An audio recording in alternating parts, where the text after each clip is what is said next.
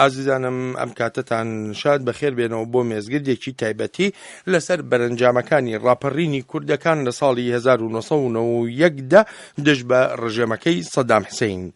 لە دوای ڕۆژەکانی زستانی ساڵی 1991 کوردەکان لە عێراق لە پاش یەکەم شەڕی کەنداودا چوونەوە بە گشت دەسەڵاتی سەرکوتکاری ڕژێمەکەی پارتی بەعزدا.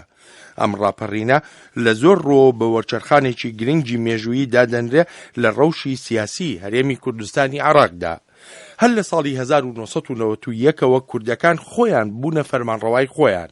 هەڵبژاردن کرا، پەرلەمان دامەزرا، حکوومەت پێکێنرا، بەڵام لە ڕۆژانی بەراییشدا هەست بە ئارامی و جێگیریەکی سیاسی دەکرا وەلێ زۆری نەبرد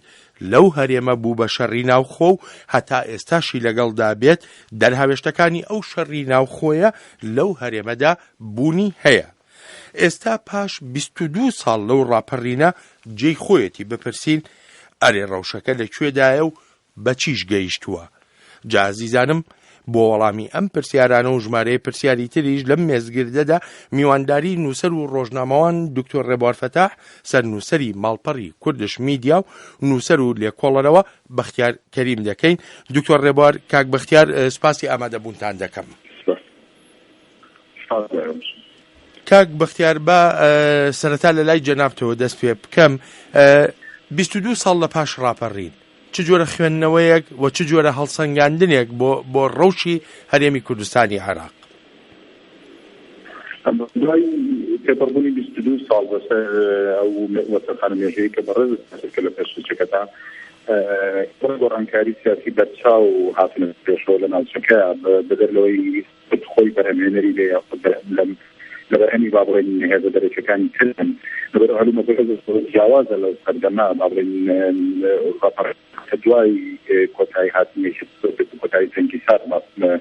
لە سادۆخیش مێژوویی دیاریکراوە بە دەسەڵاتی نەدەوڵەتی ئێستا هەلومەرجەکان من پێم وایە پاو جیاوازە گۆڕانکاری زۆر هاتووتە پێشەوە تا ڕادێک تێگەیشتنی سیاسی زیاتر هەیە لە سەردەمەوە پێشم وایە ئێستا سادۆخیشی بریش هەیە بۆ ئەوەی کورد هەنگاو پێ بەدەوڵەت بوون، بەڵام بەدەوڵەت بوون مەرجە لە ئانوشاتا دەپەڵکو کارکردنی زیاتر و ماوەیەکی پێ ئەچێتەوە ئەم بەڵێ. دکتۆر ڕێبوار، دێمە لای جەنابە. ئەکرێ بگوترێ ڕاپەڕینی ساڵی 1990 کوردەکان لە عێراقدا کۆمەڵی ئامانجی خۆی هەبوو بێ، ئەگەر هەیبوو بێ توانراوە ئەو ئامانجانە بەدەستبێنیان نان لە پاش 22 ساڵ؟ دیارە ڕاپەڕین لە هەلومەرجێک کراوە کە بەڕاستی کورد ئەزمونێکی وای لە بەڕێوەبردندا نەبووە. ئامانجەکانی ڕاپەڕین زۆرتر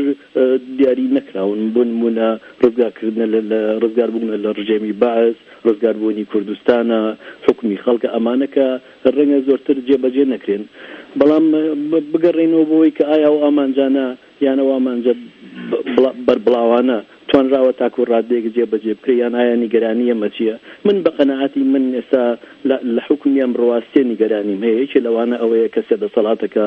زۆر تێکەڵبوون، دەسەڵاتێکی زۆری بڵین جێبەجێکردن و یان قانوندانان چۆتە سەرۆکایەتی هەرێمەوە. جگەلەوە من هەستەکەم کوردستان پشتێکی زۆرە بەستیە بە دەرەوە نەک بە عێراق، بۆ نمونە تورکیا کە ئەمە ڕەنگە سیاسەتێکی یا استراتیجێکی تەندروست نەبێت. بێجگە لەوە لە استراتیجێکی عێراقی نابینم کە کوردخۆی بەشێک لە عێراق بینێت، استراتیجێکی عێراقی نابینم کە ئەمە شتێکی خراپ نییە. ڕاستەگە کورد بشی بێ بە دەوڵەت کە بەکارێکی باشی زانم، بەڵام ناتوانێت خۆی لە عێراق ڕزگار بکات بۆ نوعی کە ئێستای کات. دیارە کە کوردستان پێویستی بە دامەزرانی دەستگایە و پێویستی بە جیاکردنەوەی دەسەڵاتەکان لەکتری هەیە. بەڵێ کاک بەختیار، دکتۆر ڕێبوار ئاماژە بە سێ جۆر نیگەرانی دەکات: دابەشبوونی دەسەڵاتەکان لە هەرێمی کوردستانی عێراق، پشتبەستن بە دەرەوە و هەروەها نەبوونی استراتیژیەتێکی ڕوون و ئاشکرا. ئەگەر جەنابەت هاوڕای لەگەڵ دکتۆر ڕێبوارە، ئەکرێ پێم بڵێ ئەو فاکتەرانە چین وای کردووە ئەو سێ جۆرە نیگەرانی بێتە ئاراوە؟ بەڵێ سەبارەت بە نیگەرانی یەکەم مەسەلەی نەبوونی دامەزراو باوەڕی نەبوون دامەزراوە لە هەرێمی کوردستان ئەمە دەرهاوی ئەو جەنگەدا خۆیە کە بەڕێز ناژەتیاوە لە هەمان کەسە دەرهاوی ئەو عقلیە سیاسیە کە تاوەکوی سەباڵا دەستە لێرە لە هەرێمی کوردستان. ئەمە شتێکە کە باڵێن سەناسی کۆمەڵاتی و سیاسی سیاسیشە بەدەستن کێشێ و عقلێتەوە ناڵێن. بەڵام من خالك أنا خوف من جاود الربوات ويش مسألة بس نبتشيا من كموايا لعلومتي الطاهرين كردستان تركيا دروازي شي باشا بود تاثير بكتا لبريش تبنا لبروي فرادي تركيا والله شي مؤسساتي بدام دراويه بعض بدام دراوي كلاوا بشيء شي جشتيش بتشير دولة كان معاملة اللي دولة الديمقراطية كان زور عشان تلاقي معاملة اللي دولة كان كولتوكراتي ديكتاتورين شو كتوا زاني يعني أوان شيء أو زاني لا تشفيني بريار أدري وشيء برياري بدرسها طبعا بروين شافتي تشار بران كاريزو دوري راحتها مش بابلين ده هايشتي أمري واقع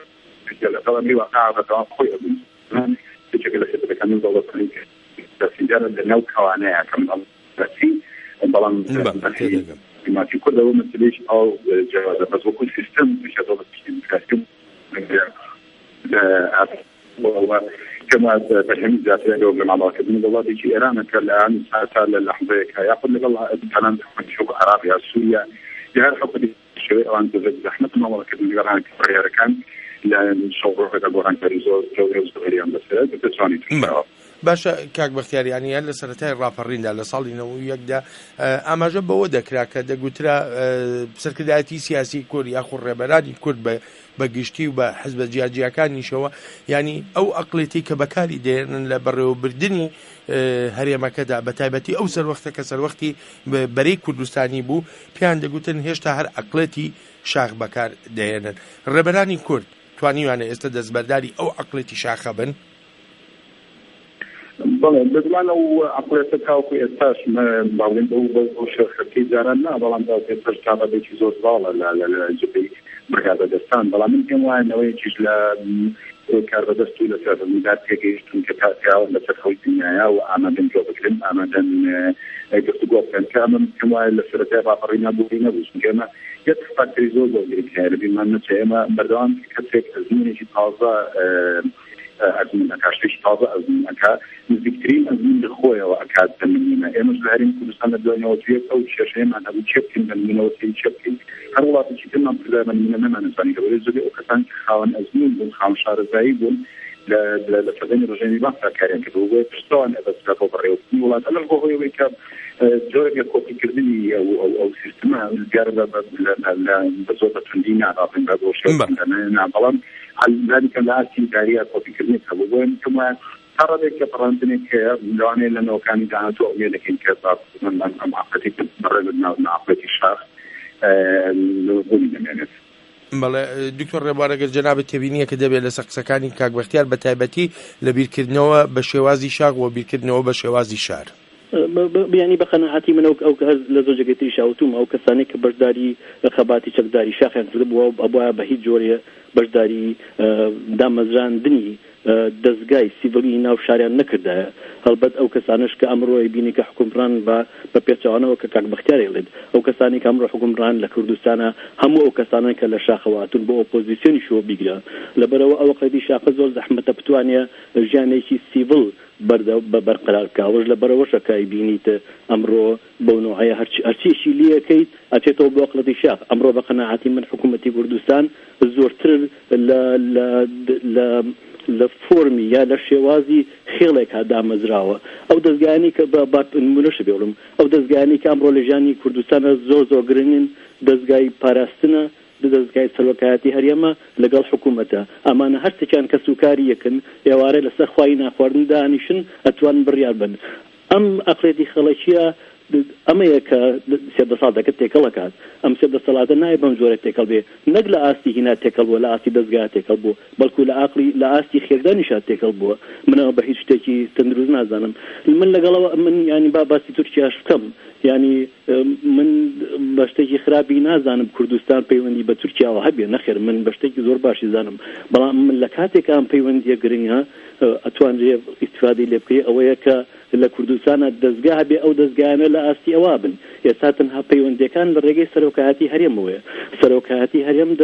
بڵین وەزارەتی دەرەوەی بەدەستوێ وەزارەتی دەرەوە نابێت لە سەرۆکایەتی هەرێما بێ وەزارەتی دەرەوە ئەبێ لە ناو حکوومەت تابێت لە دەستگای جێبەجێکردن نابێ بێزگەلەوە وەزارەتی نەوت ێستا حاڵی حاضر پەیوەندی ڕاستەوخۆی بە سەرۆکایەتی هەرێمەوەیە ئەمە ئیشی سەرۆکایەتی هەرێم نییە ئیشی دەستگای جێبەجێکردن حکوومەتە لەبەرەوە کە بەم جۆرە دەستگاکان تێکەڵە بێ یعنی ئەبێتەوە بەخێڵ هەرچێکی لێکەی بێتەوە بەخێڵ. باشە کاک بەختیار دێمەوە لای جەنابەت بۆ مەسەلەی ئەزموونی دیموکراسی و مەسەلەی ئەزموونی کۆمەڵایەتی ڕاپەڕین توانی گۆڕانێکی گەورە لە پەیوەندیە کۆمەڵایەتیەکانی ناو گەلی کورد لە عێراق خۆی دابێنێتە ئارا؟ بەڵێ پێم وایە گۆڕانکاری گەورە بەدیهاتوە لەسەر ئاسی سیاسیشە ینی خەڵکی ئێمە پێشنەوەتویەک ڕادەی تاکراوە نەبوو بەسەر بەسەر جیهانە ئەمڕۆ بمە هەر بۆ خۆی لەسەر ئاسی جیهانش ئەمڕۆ جۆرە گۆڕانکاری شتێکی تەواوەیە بەڵام کورد بەش بوو لە هەموو ئەو تەکنۆلۆژیاوە هەموو قشتەکە زانیاری کە لە جیهانە هەبوو ئەمە هەمووی بوون بەوەی گۆڕانی کۆمەڵایەتی چ بە ئارە بێت چ بە ئارەستی سلبیە بێت بەڵام بە شێوەیەکی گشتی خەڵک ئەمڕۆ زیاتر ڕۆشن بینە خەڵک